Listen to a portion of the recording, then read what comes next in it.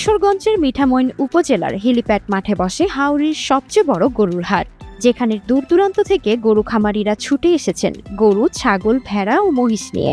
সকাল থেকে জমতে শুরু করে গরুর হাট, কিন্তু বেলা বাড়লেও ক্রেতা সংখ্যা বাড়েনি। তাই কাঠফাটা রোদে অপেক্ষা করতে করতে বেলা ৩টার দিকে গরু নিয়ে বাড়ি ফিরছেন বিক্রেতারা।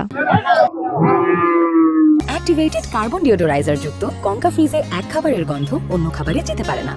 বিক্রেতাদের দাবি, চলতি বছরে হাটে প্রচুর পরিমাণে দেশীয় জাতের গরু উঠেছে, কিন্তু তেমন পরিমাণে ক্রেতা সংখ্যা বাড়ছে না। আমরা গরু আনছিলাম, বেচতাম। আমরা যে বেচতাম আনছি, আমরা বিক্রেতা বেশি, ক্রেতা খুব, কিনে খুব কম, গরু বেচতে পারতেছি না।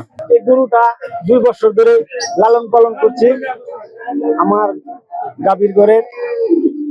তারপর 1,80,000 টাকার মতো দাম চাইতাম, সকালে 1,55,000 টাকা বিক্রি করেছি। 2 লক্ষ টাকা দাম হয়েছে, আমি গরু দেয় নাই। 2 লক্ষ টাকা কি আমার পড়তে আসে নাই। 12টা গরু নিয়ে আসছিলাম, 4টা বেচছি আর 8টা ফেরত। ব্র্যাড ফ্রি ইনসুলেশন যুক্ত কঙ্কা ফ্রিজ ইঁদুর থেকে সুরক্ষিত থাকে সব সময়। উপজেলার প্রাণী সম্পদ দপ্তর বলছে, চলতি বছরে কুরবানি উপলক্ষে ইটনা অষ্টগ্রাম মিঠামইন উপজেলায় প্রায় 32,700 পশু প্রস্তুত করা হয়েছে, যা হাওর অঞ্চলের চাহিদা পূরণ করে জেলার বাইরেও সরবরাহ করা সম্ভব হবে।